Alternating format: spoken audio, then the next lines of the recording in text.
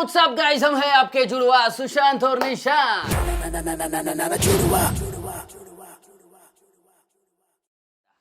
नमस्ते, सत श्री अकाल, अस्सलाम वालेकुम, नमो बुद्धाय। तो गाइस, जैसे कि कल के वीडियो में मैंने बोला था कि भाई इसको डिफेम करने वाला कोई अगर यूट्यूबर है, क्रिएटर है, तो मेरे को बताओ। तो एक दो ही आ रहे हैं मेरे को, एक दो तीन कुछ आ रहे हैं, तो मेरे को भी देखना था भाई, देखते कि इसको कैसे वो डिफेम कर पाते हैं। बिल्कुल देखना है, क्योंकि मुझे तो पता है, क्योंकि कोई ऐसे भी होते हैं ना कि यार इसका ये चल रहा है तो चलो इसके ऊपर वीडियो बना के अपन ये कर लेते हैं। हाँ, वैसा भी होता है। उसको चलो अपना भी चैनल चल जाएगा बाबा। वैसे कोई कुछ भी ऐसा गलत फुलत फैला के नहीं, बिल्कुल कुछ भी ऐसे भी कर सकते, तो देखते हैं। बट आपने बोला तो आपका रिक्वेस्ट तो मानना पड़ेगा हमको। बट एक्चुअली हुआ क्या कि कल ही एक ध्रुव राठी का वीडियो आया है। अभी मैं जब वीडियो कर रहा हूँ तो 14 आवर्स पहले मेरे को दिख रहा है, तो मैंने बोला कि यार चलो पहले ये देख लेते हैं। बिल्कुल जी, क्योंकि अगर सीरीज तो फिर एक एक करके आपकी हर एक रिक्वेस्ट पूरी करेंगे ना। एआई तो है नहीं, मैंने जैसे लास्ट कल भी बोला था। तो हर एक तो भी आप कमेंट में बताओ और किसका चाहिए तो हम लोग जरूर करेंगे। तो गाइज, वीडियो का नाम है, टाइटल है the Narendra Modi files, the dictator mentality, Dhruv Rathee. ठीक है, तो यार चलो देख लेते हैं। आपके लिए हम लोगों ने कल से देखा नहीं है, तो अभी आपके साथ देखेंगे और मजा करते हैं। आपका काम यही है कि नया हो तो चैनल को सब्सक्राइब जरूर करना और इंस्टाग्राम में जरूर फॉलो करना। ऐसे ही प्यार रखो, ऐसे ही सपोर्ट रखो, ऐसे ही सजेशन और ज्यादा से ज्यादा लाइक करो, तो अपने को भी पता चले पब्लिक मतलब लाइक कर रहे हैं वीडियो। ठीक है ना? बिल्कुल 10-20 हजार लाइक होना चाहिए। ठीक है, चल लगा दे सुशांत। चलो चालू करता हूँ मैं। लगा। नमस्कार दोस्तों, सन 1996 की बात है। साइकोलॉजिस्ट आशीष नंदी एक रिसर्च कर रहे थे। इस सिलसिले में उनकी बात नरेंद्र मोदी से हुई। आशीष नंदी ने नरेंद्र मोदी का एक इंटरव्यू लिया जो कई घंटों तक चला, और जब ये इंटरव्यू खत्म हुआ आशीष नंदी अंदर तक हिल गए थे। ऐसा क्या पता चला उन्हें नरेंद्र मोदी की मानसिकता के बारे में जिसने उनके होश उड़ा दिए। पिछले वीडियो मैंने आपको बताया था व्हाट्सएप और मीडिया पर नरेंद्र मोदी की क्या तस्वीर आपको दिखाई जाती है, क्या झूठी इमेज आपके सामने बनाई जाती है। आज के वीडियो में दोस्तों उनकी असल जिंदगी के बारे में जानते हैं। क्या है उनकी असली पर्सनैलिटी और उनकी असली मानसिकता। आप में से जो लोग नरेंद्र मोदी को अभी भी सपोर्ट करते हैं, उनकी भयंकर तरीके से आंखें खुलने वाली है। बाप रे, ये क्या बात है? चलो भाई देखते हैं। वीडियो शुरू करने से पहले दोस्तों मैं आप लोगों का धन्यवाद करना चाहूंगा, क्योंकि अब इस चैनल पर हमारे 20 मिलियन से ज्यादा सब्सक्राइबर्स हो चुके हैं। सही मायनों में एक बहुत बड़ा नंबर होता है, और मुझे देखकर खुशी होती है कि देश में इतने सारे लोग हैं जो देश के संविधान को, देश के लोकतंत्र को बचाने की परवाह करते हैं। अब टॉपिक पर आते हैं। शुरुआत एक बार फिर से उनके बचपन से करते हैं दोस्तों। नरेंद्र मोदी की पढ़ाई हुई थी भगवताचार्य नारायणाचार्य स्कूल में। उनके संस्कृत के टीचर प्रहलाद पटेल ने बताया कि वो एक एवरेज स्टूडेंट थे। उनके बायोग्राफर निलंजन मुखोपाध्याय ने भी यही बात कही। लेकिन दिलचस्प बात सुनिए, उन्हें स्कूल के नाटकों में एक्टिंग करना बहुत पसंद था, लेकिन अगर मेन रोल ना मिले तो उस नाटक में एक्टिंग करने से ही मना कर देते थे। 8 साल की उम्र में ही वो आरएसएस के संपर्क में आ गए थे। साल 1958 में दिवाली के दिन वो वडनगर की आरएसएस शाखा में बाल स्वयं सेवक बने। उनके स्कूल के एक्टिंग वाले इसमें हंसा क्यों पता है क्या? वो एक मेरे को मीम याद आ गए। वो नहीं क्या ऐसा अभी रो रहे थे तो हाँ नहीं वरना, तो उसमें ऑस्कर अच्छे एक्टर्स को ऑस्कर 0 नहीं, उनको ऑस्कर क्यों मिल रहा है, इनको क्यों नहीं मिल रहा है, ऐसा वो मीम याद आया मेरे को, इसलिए वो वाला मीम कौन सा वाला जो फेसबुक के इसमें थे, पानी भरना, बर्तन साफ करना, वो वाला हो गया वो वाला। और अभी 2 बार जो रोए हैं, 2 बार रोए नहीं थे क्या, उसमें भी मीम बन रहे। और मीम पे तो वीडियो डिलीट क्या पे भी बन रहा है। फिर राहुल गांधी ने भी बोला था अभी रोएंगे करके नहीं क्या, फिर वो वैसे मिला के नहीं क्या, कुछ ना कुछ कर। बट 20 मिलियन मजाक बात नहीं है। बिल्कुल है ना? चलो देखते हैं। दिवाली के दिन वो वडनगर की आरएसएस शाखा में बाल स्वयं सेवक बने। उनके स्कूल के सहपाठी सुधीर जोशी ने बताया कि शाम को स्कूल के बाद वो घर पर किताबें रखते और सीधा शाखा चले जाते। इसके बाद 1972 में 22 साल की उम्र में नरेंद्र मोदी आरएसएस के प्रचारक बने, और 15 साल बाद 1987 में उन्हें बीजेपी में लाया गया। उन्हें एक कमाल के ऑर्गेनाइजर के रूप में देखा जाता था। जैसे कि एनडी मरीनो उनके द्वारा लिखी गई नरेंद्र मोदी की पॉलिटिकल बायोग्राफी में बताते हैं कि 1990 में राम रथ यात्रा हुई तो नरेंद्र मोदी गुजरात बीजेपी में शामिल थे, और उन्होंने इस यात्रा के गुजरात वाले हिस्से के आयोजन में अपनी भूमिका निभाई। 1995 में उन्हें बीजेपी का नेशनल सेक्रेटरी अपॉइंट किया गया। जब चुनाव होता है तो लोग वोट देते हैं सरकार चुनने के लिए, या तो वोट लोग देते हैं सरकार को हटाने के लिए, पर लोगों के मन में एक नई धारा शुरू हुई है, वो है वोट टू पनिश। 2001 में इन्हें गुजरात का चीफ मिनिस्टर अपॉइंट किया जाता है। 2002 में दंगे होते हैं। इन्हें लेकर नरेंद्र मोदी पर कई इल्जाम लगते हैं। अब इस पर अपना अलग से एक डिटेल्ड वीडियो हो सकता है, लेकिन कुल मिलाकर बात यह होती है कि इन्हें क्लीन चिट भी मिल जाती है। लेकिन तभी से एक कॉम्युनल नरेंद्र मोदी की ब्रांडिंग बनती है, एक कट्टर हिंदू नरेंद्र मोदी जो मुसलमानों के खिलाफ है। अब आप में से कुछ लोग होंगे जो इस ब्रांडिंग पर यकीन करते हैं, जो मानते हैं कि नरेंद्र मोदी इसी तरीके के कॉम्युनल इंसान है। लेकिन आप में से दूसरी तरफ कुछ लोग होंगे जो नरेंद्र मोदी को एक सेक्युलर आदमी मानते हैं कि नहीं, नरेंद्र मोदी तो सबका साथ सबका विकास में विश्वास रखते हैं। इससे फर्क नहीं पड़ता कि आप दोनों में से कौन सी कैटेगरी में हो, दोनों ही कैटेगरी के लोगों की यहाँ आंखें खुलने वाली हैं आगे की बातें सुनकर। क्योंकि देखो, वैसे तो नरेंद्र मोदी मटन और मछली पर बहुत शोर मचाते हैं अपने भाषणों में। सावन के महीने में मटन बनाने का मौज ले रहे हैं, लेकिन दूसरी तरफ हलाल बीफ एक्सपोर्टिंग कंपनी से चंदा लेते हैं इलेक्टोरल बॉन्ड्स के जरिए। जो असली गंगा पुत्र थे स्वामी सानंद, गंगा को अविरल और निर्मल बनाने के लिए उनकी 4 डिमांड थी। प्रधानमंत्री मोदी को 3 चिट्ठी लिखी उन्होंने। आरटीआई से पता चला कि पीएमओ तक वो चिट्ठी पहुंच गई थी, लेकिन कोई जवाब नहीं आया। जब 111 दिन तक अनशन पे बैठने के बाद उनकी मृत्यु हुई, तब जाकर प्रधानमंत्री मोदी का मुंह खुला और वो भी ट्विटर के जरिए उन्होंने श्रद्धांजलि दी उन्हें। एक हिंदू होकर कभी उनके मन में ख्याल नहीं आया कि किसी संत की मृत्यु होने का उन पर पाप लग सकता है। और वो तो हम क्या ही बात करें जो किसान आत्महत्या से मरते रहे हैं, उनमें क्या हिंदू नहीं है? उन हिंदुओं के लिए क्या किया? प्रज्वल रेवन्ना की उन वीडियोस में 2900 से ज्यादा महिलाओं का यौन शोषण देखने को मिला। उनमें भी तो कई हिंदू औरतें थी। जो महिला पहलवान बृजभूषण सिंह के खिलाफ धरने पर बैठी थी, वो भी हिंदू थी। उनका क्या? कोई भी व्यक्ति चाहे वो कितना भी बड़ा क्यों ना हो, अगर वो महिलाओं के सम्मान के साथ खिलवाड़ करता है तो उसे बख्शा नहीं जाना चाहिए। प्रधानमंत्री मोदी तो प्रज्वल रेवन्ना के लिए वोट मांग रहे थे और अब बृजभूषण सिंह के बेटे को टिकट भी दे दिया। एनडीए के सिर्फ प्रज्वल रेवन्ना, इनके लिए आपका हर वोट मोदी को मजबूती देगा।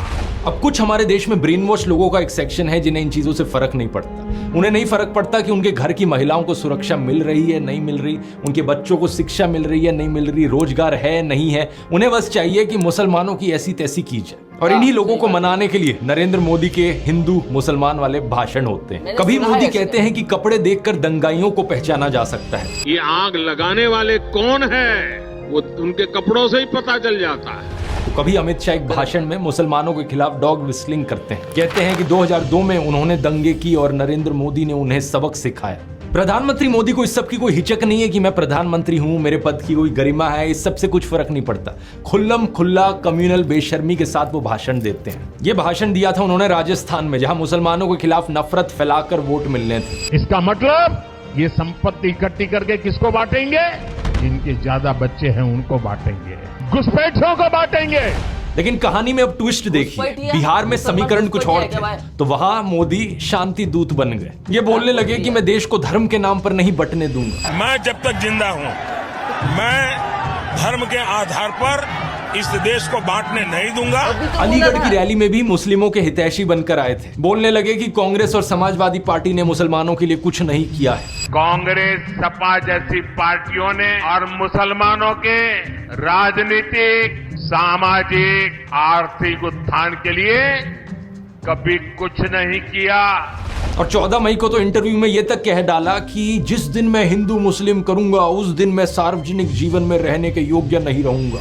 मैं जिस दिन हिंदू मुसलमान करूंगा ना, उस दिन मैं सार्वजनिक जीवन में रहने योग्य नहीं रहूंगा। मैं हिंदू मुसलमान मेरी पर्सनल, मैं ये वीडियो के बारे में नहीं, मैं जो देख रहा हूँ उस पर मैं एक बात बोलता हूँ कि मैंने 14 के बाद मैंने मेरे बहुत सारे म्यूजिक वीडियोस रिव्यू में भी बोला है कि 2014 के बाद मेरे को हिंदू मुस्लिम बहुत देखा। क्योंकि मैं जब, मेरे अभी भी 3 दोस्त थे, ठीक है, मैं, वो हिंदू है, वो कोई और है, वो कोई और है, मैं कुछ और हूँ, पर हमारे इसमें कभी बात नहीं हुई तू कौन सा है क्या है, ऐसा। ये मेरा पर्सनल एक्सपीरियंस, मैंने जो शेयर, मेरे दोस्त मुस्लिम, रोज घर पे आना जाना, सब कुछ हम मिलकर, हमारे इसमें कास्ट हमको पता भी नहीं था कि ये मुस्लिम है और मैं पर अभी आप बिल्कुल पता नहीं रहता था, बातें ही नहीं निकलती थी हमारी। कपड़ों से पता चल जाता है। हम लोग, अरे बहुत सारी कास्ट की बात ही नहीं होती थी हमारे यहाँ पे पहले। हाँ मुसलमान करूंगा ना, उस दिन मैं सार्वजनिक जीवन में रहने योग्य नहीं रहूंगा। मैं हिंदू मुसलमान नहीं करूंगा, ये मेरा संकल्प है, ये तक कह डाला। और मैं हिंदू मुसलमान नहीं करूंगा, ये मेरा संकल्प है। आप में से कुछ लोग ये देखकर कंफ्यूज हो रहे होंगे, यार ये कैसे हो सकता है, मोदी कॉम्युनल है या सेक्युलर है, या फिर इन्हें अब कोई स्प्लिट पर्सनैलिटी डिसऑर्डर हो गया है। ऐसा नहीं है, इनके ये दो चेहरे हमेशा से ही रहे हैं। 2014 के इस ट्वीट को देखिए, सेक्युलरिज्म हमारे खून में है, नरेंद्र मोदी कह रहे हैं। 2020 में अमित शाह ने एक टीवी इंटरव्यू में कहा था कि वो भारत को हिंदू राष्ट्र की तरह नहीं देखते, सभी को अपने धर्म का पालन करने की सुविधा है और देश की सरकार का एक ही धर्म हो सकता है, हमारा संविधान। आज की बीजेपी क्या ये मोदी सरकार भारत को हिंदू राष्ट्र के तौर पे देखती? जरा भी नहीं। हम संविधान को मानते हैं। इस देश में हर पंथ के लोगों को अपने पंथ का अनुपालना करने की संपूर्ण सुविधा है। पीएम मोदी इस्लाम और प्रॉफिट मोहम्मद की तारीफ में बोले हैं, कहा है कि अल्लाह के 99 नाम में से कोई भी हिंसा के लिए नहीं है। इस्लाम का संदेश है शांति, ऐसा इनका कहना था। सभी माइनॉरिटीज भारत का अटूट हिस्सा है। हमारे घर में ईद भी मिलती थी।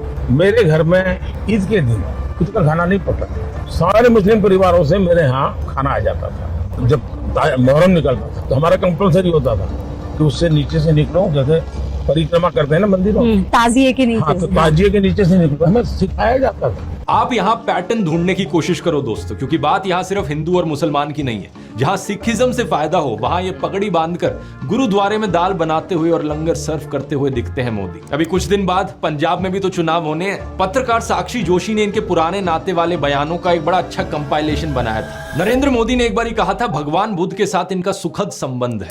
भगवान बुद्ध के साथ मेरा एक और संबंध भी है, जिसमें अद्भुत संयोग भी है और जो बहुत सुखद भी है। और एक बार इन्होंने कहा, बोहरा मुसलमानों के साथ इनका पुराना रिश्ता है। साथियों, बोहरा समाज के साथ मेरा भी रिश्ता बहुत पुराना है। इतना ही नहीं, ईसाइयों के साथ भी इनका बहुत पुराना और आत्मीय नाता है। क्रिश्चियन कम्युनिटी के साथ तो मेरा संबंध कोई नया नहीं है, बहुत पुराना बड़ा आत्मीय नाता रहा है। एक बार इन्होंने कहा कि जीवन का एक महत्वपूर्ण कालखंड इन्होंने आदिवासियों के बीच बिताया है। जीवन का एक महत्वपूर्ण कालखंड मैंने आदिवासियों के बीच में बिताया है। तो एक बार कहा, बलिया के साथ भावुक रिश्ता है इनका। बलिया से मेरा एक भावुक रिश्ता। पंजाब के साथ भी इनका विशेष नाता रहा है और चीन के साथ भी इनका विशेष नाता रहा है। पंजाब के साथ ये कहाँ से निकलता यार? नाता रहा।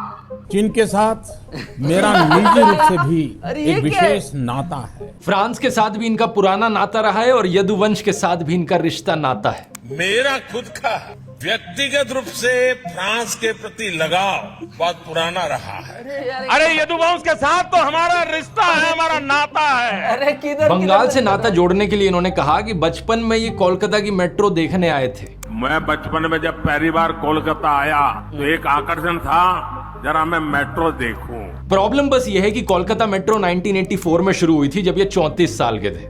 अब बताओ दोस्तों, 34 साल का कोई बच्चा देखा है आपने कभी? अपने भाषणों में नाता जोड़ने के लिए ये तक कहने लगे कि मैं अगला जन्म बंगाल में लूंगा।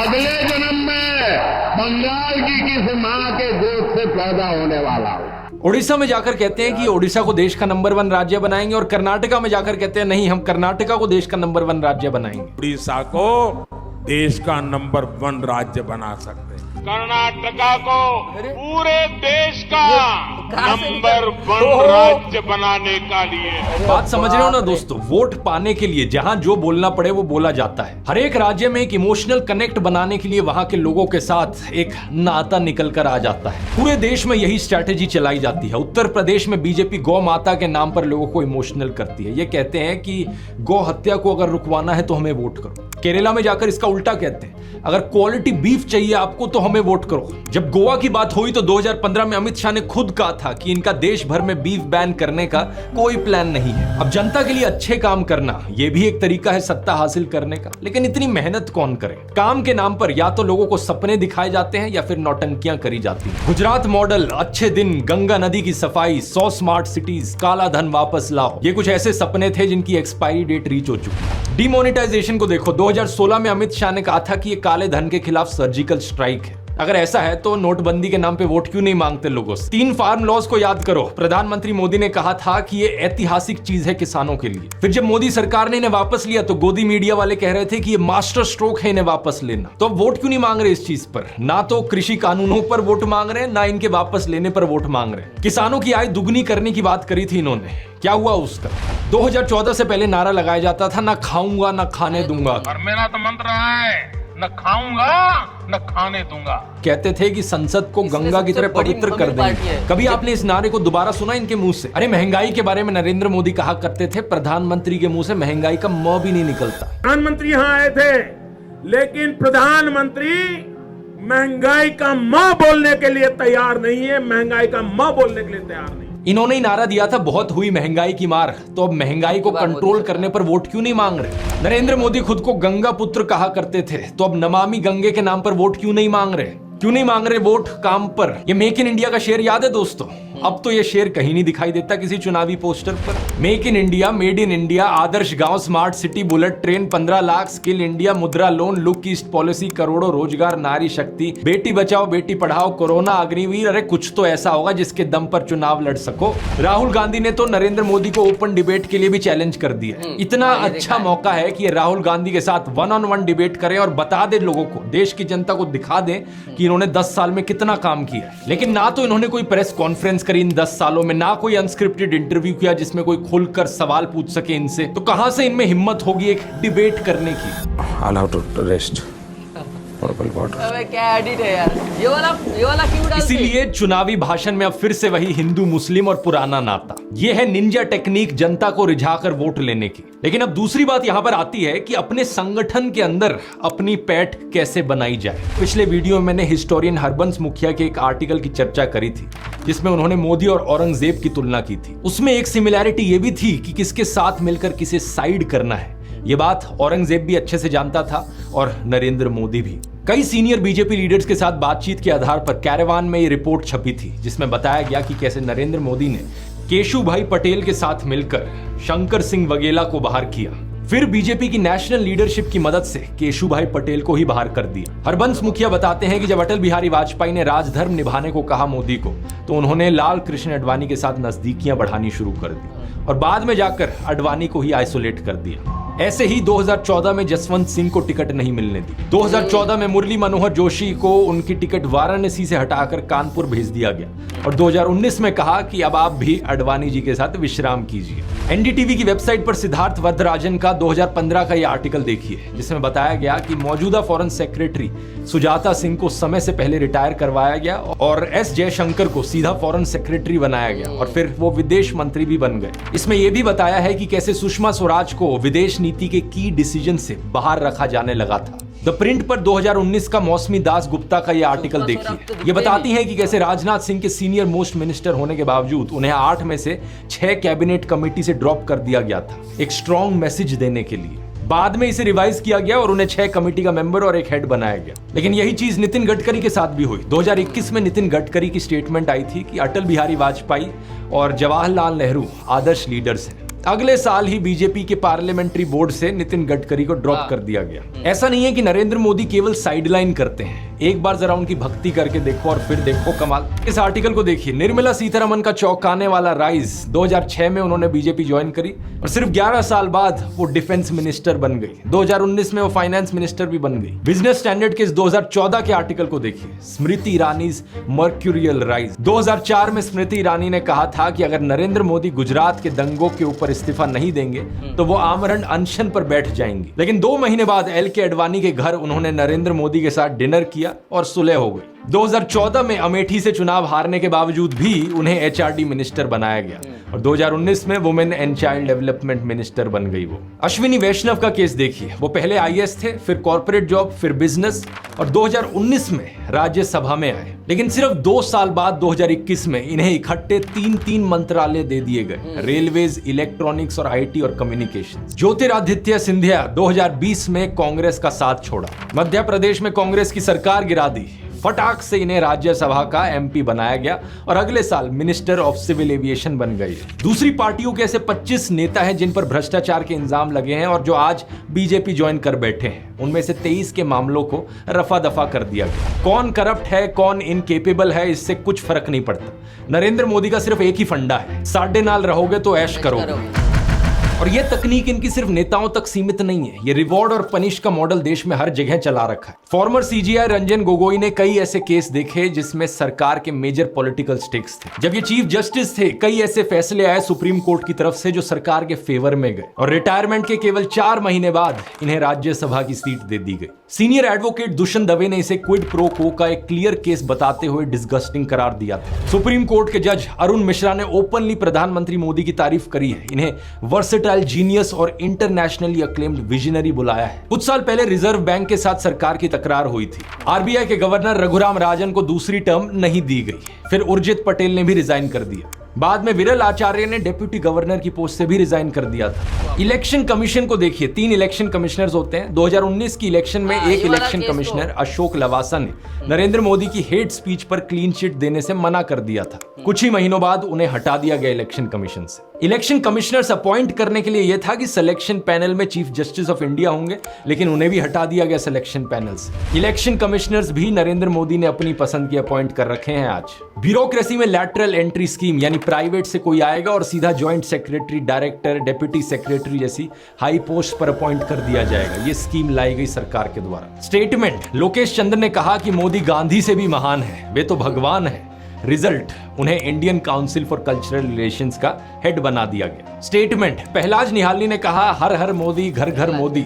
रिजल्ट, उनके जैसे B ग्रेड फिल्म मेकर को CBFC का चेयरमैन बना दिया गया। उसके बाद हमने ये भी देखा कि उनके समय कितनी प्रॉब्लम्स हुई। यूनिवर्सिटीज को भी नहीं छोड़ा गया। गजेंद्र चौहान, इन्होंने बस युधिष्ठिर का एक रोल किया था और उसके बाद सैकड़ों B ग्रेड फिल्में करी थी। लेकिन मोदी के लिए इन्होंने कैंपेन किया तो FTII पुणे जैसे प्रीमियर इंस्टीट्यूट का इन्हें चेयरमैन बना दी। इसके लिए INB मिनिस्ट्री ने सजेशंस की एक लिस्ट भी रखी थी जिनमें महान फिल्म मेकर्स के नाम थे। श्याम बेनेगल, विदु विनोद चोपड़ा, रजनीकांत का नाम था, अमिताभ बच्चन का नाम था। लेकिन मोदी सरकार ने अपॉइंट किसे किया? गजेंद्र चौहान को, केवल और केवल मोदी की चाटुकारिता के लिए। 139 दिन तक FTII के छात्रों ने इसके खिलाफ स्ट्राइक भी करी थी। ये बात केवल नेताओं, मंत्रियों, सरकारी एजेंसियों, ऑफिसर्स और एजुकेशन इंस्टीट्यूट्स पर नहीं रुकती है। इन्हें मीडिया भी अपनी मुट्ठी में चाहिए। कोई मीडिया आउटलेट इनसे सवाल करेगा तो रेड हो जाएगी। NDTV के बिकने से पहले उस पर CBI रेड हुई थी। न्यूज लॉन्ड्री पर इनकम टैक्स सर्वे हुआ। BBC इंडिया पर रेड हुई, द वायर पर रेड हुई। और दूसरी तरफ गोदी मीडिया है जो इनकी तारीफ करेगा, अपने चैनल पर रोज मोदी मोदी मोदी का गाना गाता रहेगा। उन्हें सरकारी विज्ञापन मिलेंगे, उनके साथ मोदी जाकर इंटरव्यू करेंगे। NDTV इतने सालों से एक बड़ा न्यूज चैनल रहा था, लेकिन आज तक नरेंद्र मोदी की हिम्मत नहीं हुई थी NDTV को इंटरव्यू देने की। लेकिन अब जब अडानी ने NDTV को खरीद लिया है, अब NDTV को इंटरव्यू दे रहे हैं। कंपनियों का भी यही हाल है देश में दोस्तों। कोई कंपनी चंदा देगी तो उसे धंधा मिल जाएगा, चाहे नकली दवाइयां पास करानी हो। एक बार पुल गिरने के बावजूद भी दोबारा कॉन्ट्रैक्ट मिल जाएगा। इनकम टैक्स की रेड से मिले हुए नोटिस वापस हो जाएंगे। अडानी तो पुराने साथी हैं, उन्हें एयरपोर्ट से लेकर कोयला सब मिला। हिटलर के लिए अपने समय में लेनी राइफेनस्टाल जैसे प्रोपेगेंडा फिल्म मेकर थे। आज विवेक अग्निहोत्री और सुदीप्तो सेन जैसे गोदी फिल्म मेकर हैं जो दुनिया भर का झूठा प्रोपेगेंडा बनाते हैं। और बदले में नरेंद्र मोदी इनकी फ्री पब्लिसिटी करते हैं, नेशनल अवार्ड तक दे देते हैं। देश की हर ऑर्गेनाइजेशन, संस्था, विभाग में यही कीचड़ फैला रखा है। BCCI को देख लो, BCCI का हेड किसे बना रखा है? अमित शाह के बेटे जय शाह को। बताओ जरा क्या क्वालिफिकेशन है जय शाह? क्रिकेट खेलना आता है उन्हें? माइक पर इंग्लिश बोलनी आती है? I am glad that MS has accepted BCCI's request and he will join Team India for upcoming T20 World Cup. अरे इंग्लिश छोड़ो, हिंदी में भी बोलना आता है क्या?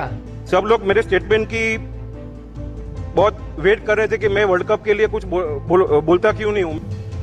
अरे कहना क्या चाहते हो?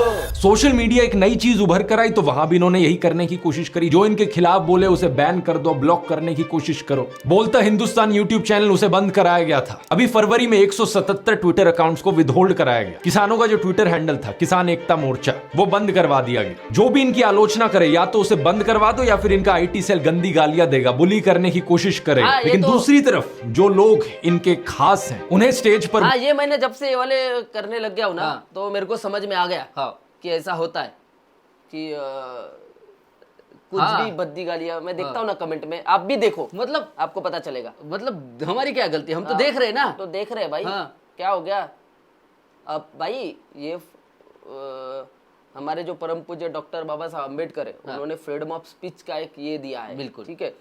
तो आप भी अपनी बात बोल सकते हो, जैसे आप कमेंट सेक्शन में बोलते हो, हम भी अपनी बात बोल सकते हैं। सबको अपना राइट्स है, अपनी बातें बोलने का हक है। तो प्लीज आप अपनी बातें बोलो, और अगर मुझे कोई लगता है तो मैं अपनी बातें बोल सकता हूँ, और मैं मेरा जो मन चाहे मैं देख सकता हूँ, क्योंकि ये भी आपकी ही रिक्वेस्ट है। बिल्कुल, आप समझ रहे हो।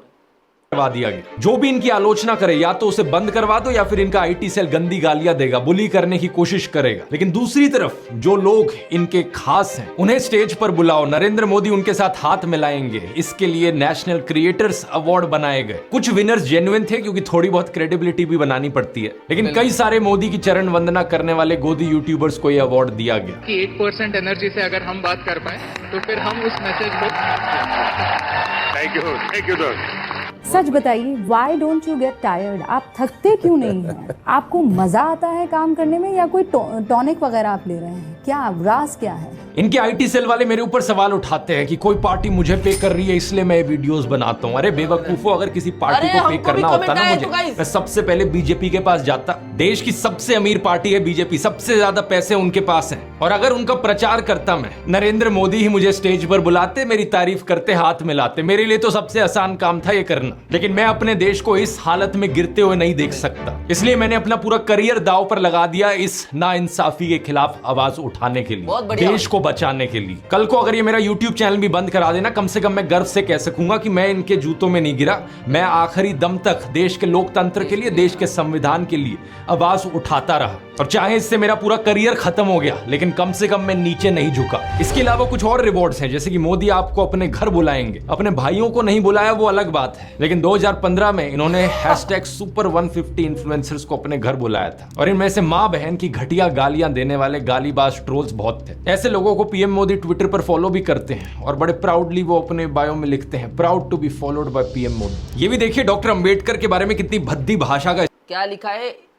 अंबेडकर के बारे में। Is there any valid reason to add Ambedkar to 75 years collaboration? That pig was against freedom movement, but Modi is elevating him to freedom fighter status to win so called Dalit vote. Easy to call us casteist have guts to call out Modi. लिखते हैं, proud to be followed by PM Modi. ये भी देखिए doctor Ambedkar के बारे में कितनी भद्दी भाषा का इस्तेमाल करते हैं ये लोग, वही लोग जिन्हें पीएम मोदी फॉलो करते हैं। ये सब मैंने आपको डिटेल में बताया ताकि आप ये विस्तार से देख सको कि हर जगह इन्हें अपने वफादार चाहिए। नेता, कैबिनेट मंत्री, मुख्यमंत्री, गवर्नर, ईडी, सीबीआई अफसर, इलेक्शन कमिश्नर, आरबीआई गवर्नर, जज, कल्चरल इंस्टीट्यूट्स के चेयरमैन, यूनिवर्सिटीज के वीसी, फिल्म मेकर, पत्रकार, क्रॉनी सेठ, स्पिरिचुअल गुरु, इन्फ्लुएंसर, यूट्यूबर, हर जगह इनके लोग। और ये सारे लोग चाहे अव्वल दर्जे के भ्रष्टाचारी हो, क्रिमिनल हो, निकम्मे हो, इनमें कोई खास टैलेंट ना हो, इससे कुछ फर्क नहीं पड़ता। इनकी वजह से देश का विज्ञान, देश की कला, देश की इकोनॉमी सब नीचे गिर जाए, कोई फर्क नहीं पड़ता। चाहे कोई हिंदू हो, मुसलमान हो, सिख हो, इससे भी फर्क नहीं पड़ता। बस बात यह है कि नरेंद्र मोदी का वफादार होना चाहिए। देश का पूरा सिस्टम ही नरेंद्र मोदी के वफादारों और चाटुकारों का सिस्टम बन जाए। चारों तरफ इन्हीं के ही लोग, इन्हीं के ही गुणगान। सरदार पटेल का नाम हटाकर स्टेडियम का नाम अपने नाम पर कर लिया, और स्टेडियम के 2 एंड्स के नाम इनके दोस्त अंबानी और अडानी के नाम पर दे दिए। एक बहुत बड़ा फूलों का हार लेकर आया गया था। आमतौर पर जब ऐसा होता है तो सभी नेता उस माला के अंदर आ जाते हैं, लेकिन यहाँ क्या हुआ आप देखिए। अमित शाह और राजनाथ सिंह को देखिए। मोदी जी को जय श्री राम। एक बार साहेब ने अपनी सुरक्षा में लगे हुए एसपीजी कमांडो को डांट दिया था, देखिए। प्रधानमंत्री को जेटली ने फूलों का गुलदस्ता भेंट किया, लेकिन तभी टीवी कैमरों के सामने एसपीजी के जवान आ गए। उन्होंने मोदी के हाथों से गुलदस्ता ले लिया। प्रधानमंत्री इस पर नाराज हो गए और उन्होंने एसपीजी से तत्काल कैमरों के सामने से हटने को कहा। साथ ही कमांडो से खुद से थोड़ी दूरी बनाने को भी कहा। जापान गए तो वहां एक आदमी को साइड में हटाते हुए देखे गए, क्योंकि वो उनके और उनके कैमरा के बीच में आ रहे थे। साल 2005 में दोस्तों अक्षरधाम मंदिर का इनॉग्रेशन हुआ था। इस फोटो को देखिए। प्रधानमंत्री मनमोहन सिंह, राष्ट्रपति एपीजे अब्दुल कलाम, विपक्षी नेता लाल कृष्ण आडवाणी, ये सभी लोग कई सारे साधुओं के साथ देखे जा सकते हैं। लेकिन अब राम मंदिर की इनॉग्रेशन को देखिए। कौन दिख रहा है यहाँ पर? सिर्फ एक अकेले नरेंद्र मोदी। तो सिक्योरिटी वालों को भी दूर कर दी। न्यूज लॉन्ड्री ने एक रिपोर्ट की जिसमें दिखाया गया कि कैसे गांधी दर्शन म्यूजियम, गांधी स्मृति केंद्र और खादी ग्रामोद्योग जैसी अलग अलग साइट्स पर नरेंद्र मोदी के फोटोज और कोट्स घुसाए हैं। यहाँ जगह जगह लिखा हुआ है गांधी दर्शन, लेकिन यहाँ आकर पता चलता है कि गांधी दर्शन कम है, यहाँ मोदी जी के दर्शन ज्यादा हो रहे हैं। लेकिन ठीक अगर इसके आप ऊपर देखेंगे तो इस तस्वीर में यहाँ गांधी जी हैं और यहाँ प्रधानमंत्री नरेंद्र मोदी। तस्वीर में पीएम मोदी फोटो है इतनी बड़ी, वहीं गांधी जी इतने से। ओलंपिक पदक विजेताओं का सम्मान समारोह हुआ तो उसका पोस्टर देखिए। ये लेफ्ट में है मेडल जीतने वाले और फोटो के राइट में नरेंद्र मोदी की फोटो। सरकारी स्कीम से लेकर सड़कों और अस्पतालों के नाम नरेंद्र मोदी के नाम पर है। नमो किसान सम्मान दिवस, नमो फ्री डायलिसिस सेंटर, नमो डे केयर सेंटर, नमो mobile health care units, Narendra Modi medical college, Narendra Modi मार्ग, मोदी आवास घरकुल योजना। 2013 में बत्तखों के साथ फोटोशूट, कभी मोर को दाना खिलाने का वीडियो बन रहा है, कभी मॉर्निंग एक्सरसाइज का वीडियो बन रहा है, तो कभी बीच वाला फोटोशूट, जिम वाला फोटोशूट, जंगली सफारी करते हुए फोटोशूट, फोटो खींचते हुए फोटोशूट। आत्ममुग्ध होने का इससे बड़ा उदाहरण क्या होगा कि मुफ्त राशन के थैलों से लेकर कोविड वैक्सीन के सर्टिफिकेट पर भी अपनी फोटो छपवा ली। लोग कह रहे हैं कि इन्हें प्रधानमंत्री बनना है, लेकिन प्रधानमंत्री तो ये 10 साल से बने हुए हैं, इनके दिमाग में कुछ और ही है। प्रशांत किशोर ने पहले इंडियन एक्सप्रेस के साथ और रिसेंटली समदीश भाटिया के साथ इंटरव्यू में कुछ ऐसी ही बात कही थी कि बीजेपी को केवल आपका वोट नहीं चाहिए, बल्कि आपके दिमाग का पूरा कंट्रोल इन्हें चाहिए। ये चाहते हैं कि आप इनकी पूजा करो। प्रॉब्लम ये है कि मतलब BJP wants more than your vote. एक आइडियोलॉजिकल इम्प्रिंट छोड़ना चाहते हैं, वो आप पर एक साइकोलॉजिकल डोमिनेंस चाहते हैं। भाई आपको मेरा वोट चाहिए या नहीं चाहिए वो कहानी हो गई। अब उसके बाद है कि आपने मुझे वोट दे दिया, अच्छा पूजा भी आप इनकी करो, कपड़े ऐसे पहनो, खाना ये खाओ। वीडियो के शुरू में मैंने बताया था साइकोलॉजिस्ट आशीष नंदी के बारे में। उन्होंने इतने साल पहले जब नरेंद्र मोदी का इंटरव्यू लिया तो वो क्यों हिल गए थे? क्योंकि उन्होंने देखा, उनके खुद के शब्दों में, नरेंद्र मोदी फैसिस्ट की डायग्नोस्टिक कैटेगरी में आ रहे थे। उनके अंदर आशीष नंदी ने अथॉरिटेरियन पर्सनैलिटी के सभी ट्रेट्स देखे। प्यूरिटैनिकल रिजिडिटी यानी शुद्धतावादी कठोरता, एक संकुचित इमोशनल जीवन, अपने स्वयं के जुनून का डर, और चौथा बहुत बड़ी ईगो। एक ऐसी ईगो जो अंदर बैठी हुई इनसिक्योरिटी को छिपा रही है। अंदर एक डरपोक बैठा है जो बाहर सब कुछ कंट्रोल करना चाहता है। एक तरफ ये अपने अमीर सेठ दोस्तों और वफादारों के साथ, दूसरी तरफ करोड़ों गरीब लोग। मित्रोनॉमिक्स की इस इकोनॉमिक पॉलिसी पर गरीब लोग एतराज ना करें, इसलिए सोशल पॉलिसी, फूट डालो और राज करो। फिर भी कुछ लोग अपनी सैनिटी बनाए रखें और विरोध दर्ज करें तो पॉलिटिकल पॉलिसी, अथॉरिटेरियनिज्म, पावर का नशा, सत्ता की भूख, इनके सामने कोई ना बोल पाए। अपने आलोचकों को देशद्रोही गद्दार कहने का फॉर्मूला भी तानाशाही का ही फॉर्मूला है। सिंगर नेहा सिंह राठौड़ से लेकर जर्नलिस्ट आरफा खान शेरवानी के ट्विटर पर गंदी गालियां दी जाती है, ये भी यही फॉर्मूला है। कुछ दिन पहले पॉलिटिक्स के एक रिपोर्टर राघव त्रिवेदी पर अमित शाह की रैली में गुंडों ने हमला कर दिया। किसी को धमका दो, किसी को गाली दो, किसी को डरा दो, तो किसी को गद्दार घोषित कर दो। और फिर नरेंद्र मोदी और उनके बृजभूषण सिंह, अजय मिश्रा टैनी जैसे नेताओं के खिलाफ कोई ना बोल सके, सब कुछ चुपचाप सहो। यही वजह है जिसके कारण मैं कहता हूं, मोदी नहीं, कोई भी और जिसमें आलोचना सहने की शक्ति हो, जो लोगों के प्रति जवाबदेही हो, जो अहंकारी होने की बजाय विनम्र हो, जो एक्सपर्ट से सलाह करते हुए विवेकपूर्ण चले। इसलिए राहुल गांधी, मल्लिकार्जुन खड़गे, शशि थरूर, नितिन गडकरी, अरविंद केजरीवाल, मनीष सिसोदिया, उद्धव ठाकरे, एमके स्टैलिन, पिनरई विजयन, मनोज कुमार झा, महुआ मोइत्रा, इनमें से कोई भी नेता नरेंद्र मोदी से 100 गुना बेहतर है। जो गलत चले उसे सही राह पर लाया तो जा सके, एक ऐसा इंसान जो खुद को शहंशाह ना मानता हो। जिन नेताओं के मैंने नाम लिए ये तो फिर भी पढ़े लिखे नेता हैं, एक्सपीरियंस लोग हैं, लेकिन मैं तो कहता हूं दोस्तों, नरेंद्र मोदी से बेहतर पीएम अंजना ओम कश्यप जैसी एंकर भी बन सकती है। मजाक नहीं कर रहे हैं यहाँ पे। क्या बात कर रहे हैं? खुद ही सोचकर देखो, कम से कम अंजना ओम कश्यप इस अहंकार में तो नहीं होंगी कि मुझे सब पता है। कम से कम बाकी कैबिनेट मिनिस्टर, ब्यूरोक्रेट्स, एक्सपर्ट से सलाह करेंगी, वो प्रेस कॉन्फ्रेंस करेंगी, पूरे देश को एक चाटुकारों का देश नहीं बना देंगी, अपने खिलाफ बोलने वालों को गद्दार नहीं कहेंगी। लेकिन ये जो नरेंद्र मोदी और कंगना रनौत जैसी टाइप की पर्सनैलिटी के लोग होते हैं, ये सबसे खराब लोग होते हैं देश के लीडर्स बनने के लिए। आंखें खोल लीजिए, हमें देश के लोकतंत्र को बचाना है, देश के संविधान को बचाना है, और यहाँ भारतीय जनता पार्टी को भी बचाना है इस तानाशाही से। इनकलाब जिंदाबाद। जय हिंद, जय भारत। बिल्कुल, congratulations for 20 million subscribers. Guys मैं कुछ नहीं बोलूंगा, मैं ये बोलूंगा कि आपने देखा है, आपको क्या लगता है इस वीडियो के बारे में? आप कमेंट में बताओ आपको कैसा वीडियो लगा। मेरा तो काम था देखना, मैंने देखा भी और जो मेरे को छोटी सी बातें जो दिखती है रोजमर्रा की जिंदगी में वो मैं बोला। बिल्कुल। बाकी आप जरूर कमेंट सेक्शन में बताओ आपको कैसा लगा और इस वीडियो के बारे में क्या मानना है आपका, जरूर कमेंट सेक्शन में बताओ, हम लोग पढ़ेंगे और कमेंट में बात करेंगे। बाकी अगर हमसे कुछ छूट गया होगा तो माफ कर देना, कुछ गलती हो गई होगी माफ कर देना। बाकी आप ऐसे ही प्यार रखो, ऐसे ही सपोर्ट रखो, नए हो तो चैनल को सब्सक्राइब जरूर करना और इंस्टाग्राम में जरूर फॉलो करना। मिलते हैं नेक्स्ट वीडियो में। जय भारत, पीस आउट।